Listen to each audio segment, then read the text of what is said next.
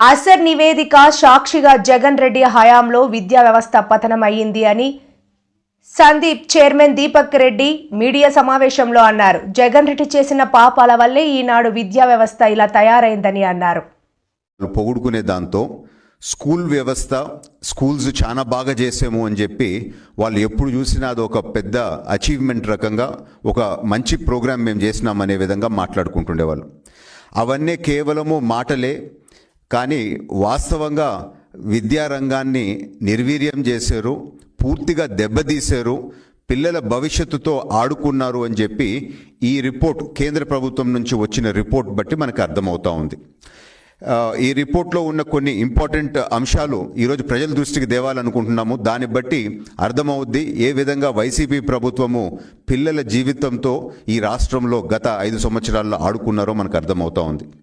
Intermediate మీరు చూస్తే 2019లో 72% pass అయితే 2023 వచ్చేతలకే కేవలము 61% పాస్ అయినారు.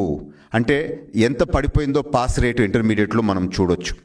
అదే 10th క్లాస్ చూస్తే 2019లో 94.88 అంటే దాదాపు 95% పాస్ అయితే 2023కు వచ్చేతలికే 72% పాస్ అయిన శాతము. అంటే ఎంత డ్రాప్ అయిపోయిందో చూడండి. 10th క్లాస్ అయితే విపరీతంగా మోర్ దెన్ 23% పాస్ రేట్ పడిపోయింది. అంటే ఎంత నిర్వీర్యం చేస్తారో మనకు అర్థమవుతూ ఉంది. తర్వాత బుక్ రీడింగ్ క్లాస్ 3 స్టూడెంట్స్ మీరు చూస్తే 2022లో 16% ఉంటే అది 2024 వచ్చేతలికే 23.4% బుక్ రీడింగ్ చేయలేని పరిస్థితిలో పిల్లలు ఉండేరు అని చెప్పి అర్థమవుతూ ఉంది. అదే ఆంధ్రప్రదేశ్లో ఇది నేషనల్ యావరేజ్. అంటే నేషనల్ యావరేజ్ పెరిగింది, అంటే 16% నుంచి 23% దేశమంతా ఆ స్కిల్ పెరిగితే ఆంధ్ర రాష్ట్రంలో మాత్రము 2018 నుంచి 2024కి మీరు చూస్తే 22% నుంచి 14% పడిపోయింది. అంటే దేశ యావరేజ్కి చూస్తే మోర్ దెన్ 50% మన స్టూడెంట్స్ క్లాస్ 3 స్టూడెంట్స్ రీడింగ్ స్కిల్స్లో వెనకబడిపోయినారని అర్థమవుతూ ఉంది.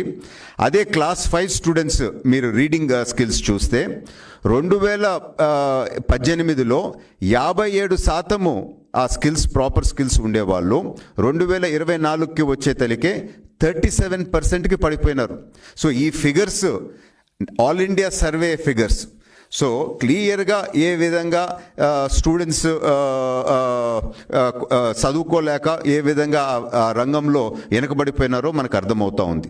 ఎందుకు ఇట్లా జరిగింది అని చెప్పి మనం డీటెయిల్స్లోకి పోతే 5 సంవత్సరాల్లో డిఎస్సి నోటిఫికేషన్ అనేదే గత ప్రభుత్వం వైసీపీ ప్రభుత్వం ఇవ్వలేదు.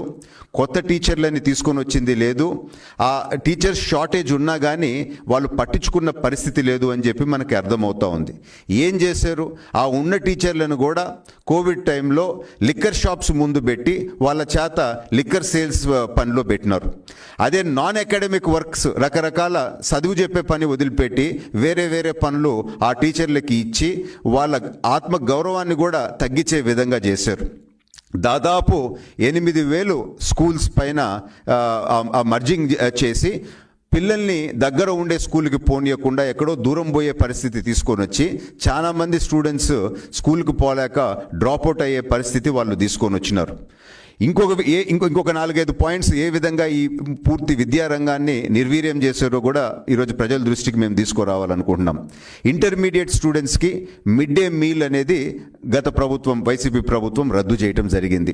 స్టూడెంట్స్కి సైకిల్స్ ఇవ్వకుండా ఆ పథకాన్ని కూడా వాళ్ళు రద్దు చేయటం జరిగింది.